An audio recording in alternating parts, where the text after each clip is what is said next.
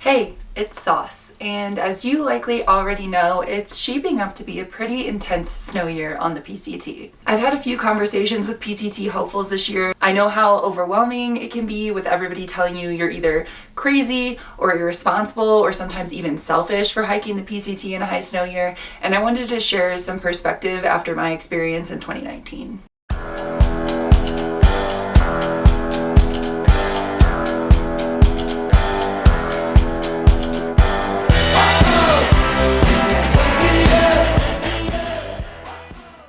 Before I get started, I really want to emphasize that I am not an expert. I am just here to offer a little bit of perspective as a former thru-hiker who has also hiked in a high snow year.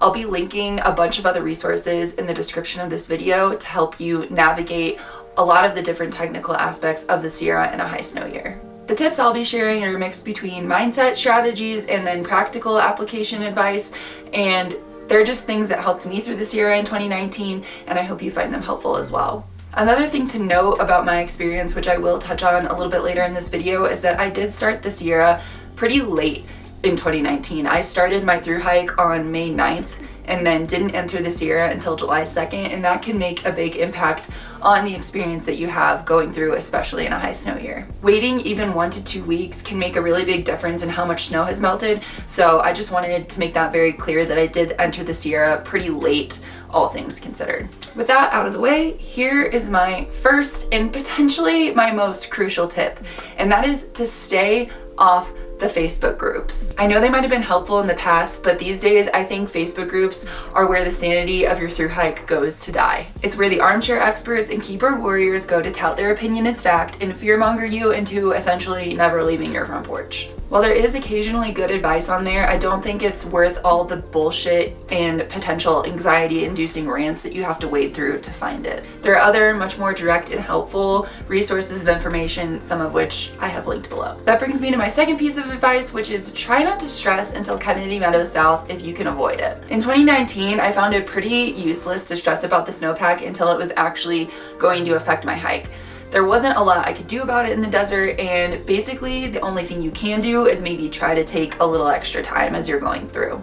Sure, you could spend the entire desert section agonizing over what the Sierra will bring, but in reality, you won't really know what it's like until you get there. Try to enjoy your time in the desert, take your time, and reassess when you get to Lone Pine or Kennedy Meadows South. That's not to say there won't be snow to consider in the desert section. The San Jacinto area can definitely have a lot, and you want to make sure you're prepared for that as well, but it's not worth spending your entire time in the desert stressing about the snowpack in the Sierra. Conditions can change a lot in the summer just from week to week, and in my opinion, the most reliable way to assess whether or not you're going to be able to go through or feel comfortable going through is waiting until you get there and seeing what the snow conditions are like once you arrive. My next piece of advice is to find a group or wait for one in certain circumstances. While you're enjoying your time in the desert, try to keep an eye out for people you might want to hike with. In my opinion, it's definitely safer to hike through the Sierra with a group, especially in high snow years when you guys can keep an eye out for each other, assist each other with stream crossings,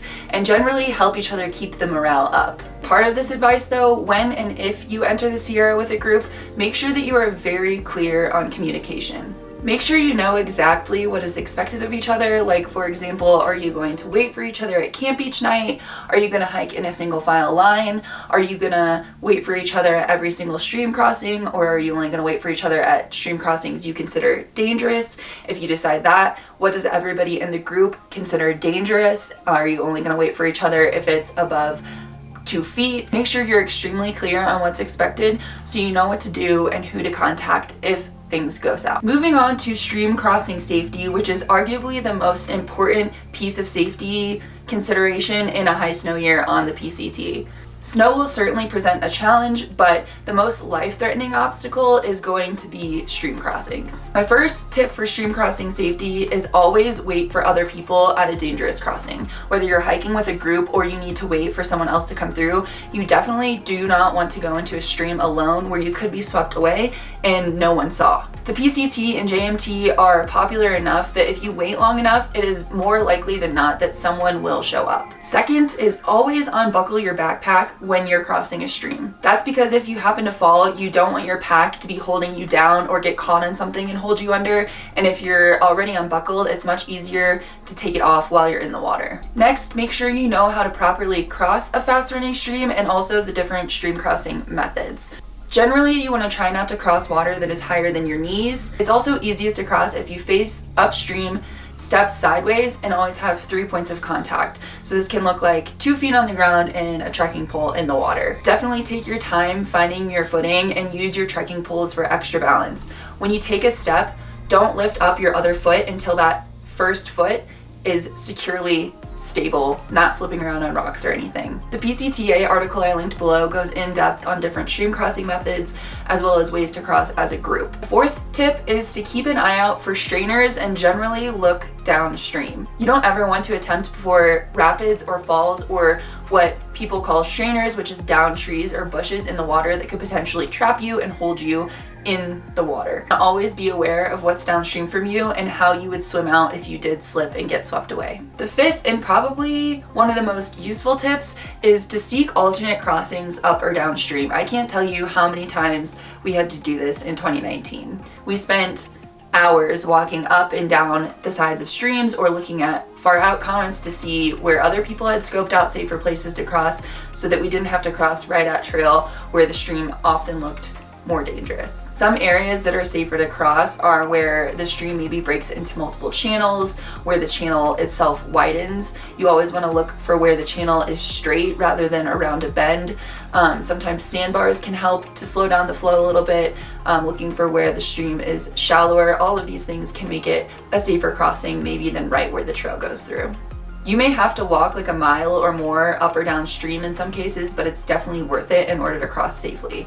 Also, if you're a little later in the season like I was, some people might have already scoped it out and you can always check comments to see and save a little bit of time. My final tip, if all else fails when it comes to stream crossing, is to wait for morning. If you've walked up and down stream and found no good places to cross and it's just simply too fast, a lot of times if you wait until morning, the flow will slow down significantly because the melt is not as strong when it gets colder overnight.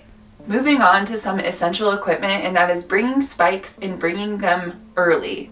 Micro spikes were a must for me in 2019. Going over passes in the morning and hard packed snow, spikes provided essential traction that could definitely save your life. There's some areas with high consequence falls and you want to make sure that you do not slide down that steep snow.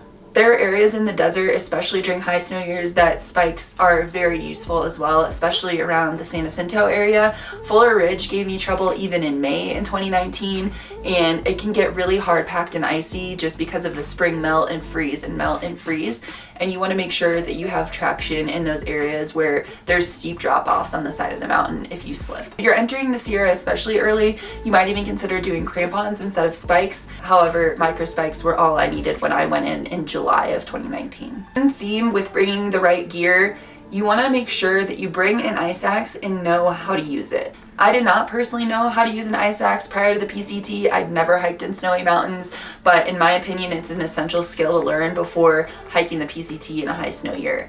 You might have to wait until you're in Kennedy Meadows South to practice because there might not be snow where you live, but definitely make sure you take the time to learn.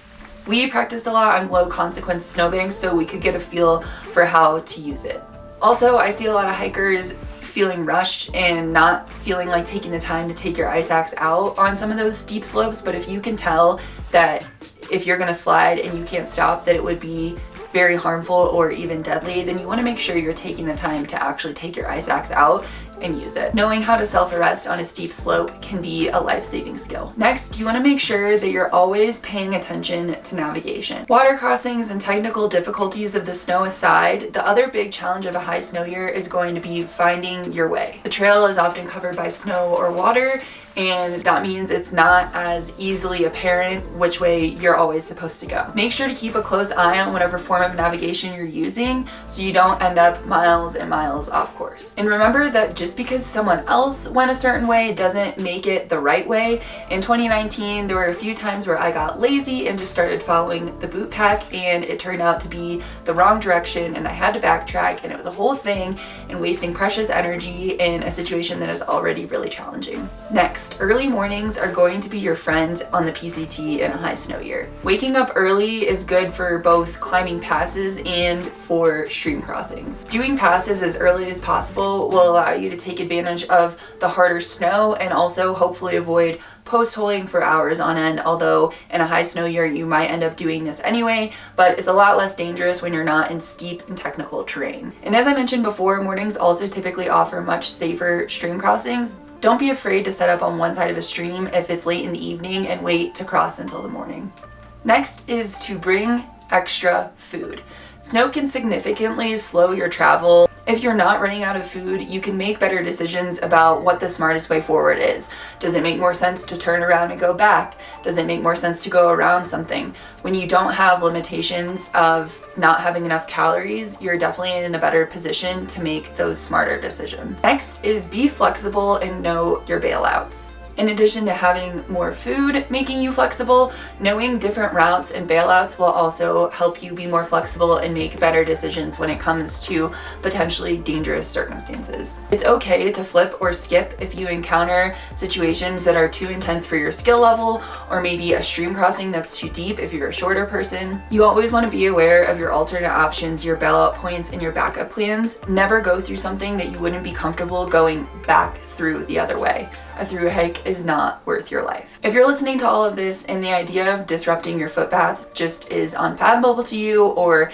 not something that you would even consider, maybe think about going south or waiting to enter the Sierra. Waiting just a few weeks can make a really big difference for snow levels, and also going south will give the Sierra a lot more time to melt before you have to go through. It makes it more likely that you will definitely be able to keep a continuous footpath. One thing to consider though, if you wait for going into the Sierra like I did, not entering until July 2nd, it did have an impact on my hike later on. When we got to Washington, they aren't joking about being done by October 1st. We got snowed on a bunch at the end of September and then a ton in the beginning of October, making it to a point where we didn't feel comfortable continuing and had to skip a section in Washington. So if you do take your time in the Sierra, just keep that in mind and maybe make up for it in Northern California and Oregon, so you can kind of make sure that your timeline is still on point for you to get to Canada by October 1st. And you will be able to make up miles in Northern California and Oregon when you have solid trail legs underneath you and the conditions have improved a little bit. My next tip is to consider carrying a satellite communicator. It should go without saying that you should never enter a situation expecting to hit the SOS button,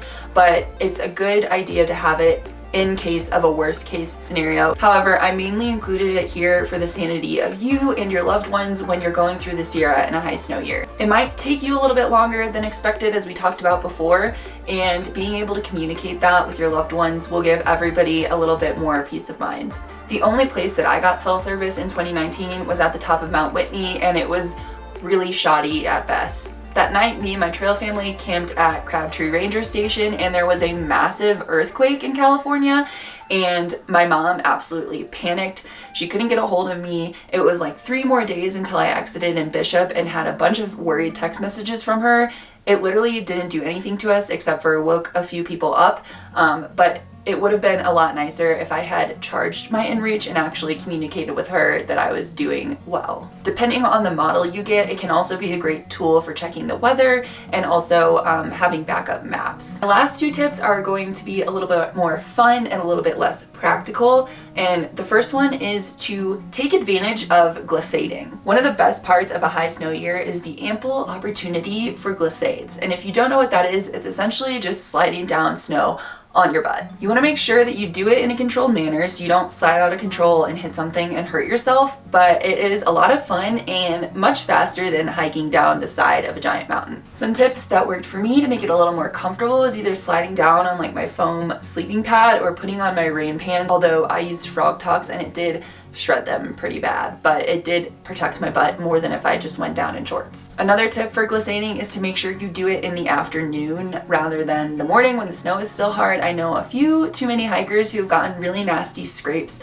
from going down early in the day and just getting that hard packed snow against their skin was not good. Finally, a potentially controversial opinion to hold, but I think if you're gonna hike the PCT in 2023, you might as well embrace it and enjoy your legendary status. You're gonna be seeing one of the most beautiful places on earth in an extreme circumstance. The Sierra is absolutely breathtakingly beautiful, covered in snow, and you're seeing it at a record-breaking amount. You'll also probably have bragging rights forever as someone who hiked the PCT in 2023, but just don't let that get to your head. Enjoy it, have fun, but don't be stupid. Your life is not worth a continuous footpath. As a final reminder, please check out the resources that I've linked below from people who are smarter and more qualified than me. If you haven't yet, please consider subscribing to my videos so I can keep making more of them. I look forward to following the class of 2023, and happy hiking!